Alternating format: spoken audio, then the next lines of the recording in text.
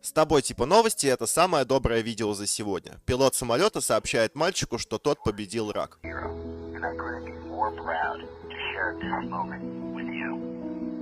Things like this don't happen every day, and I don't take this lightly. Jacob, just before takeoff, a representative from Make-A-Wish made contact with the airline.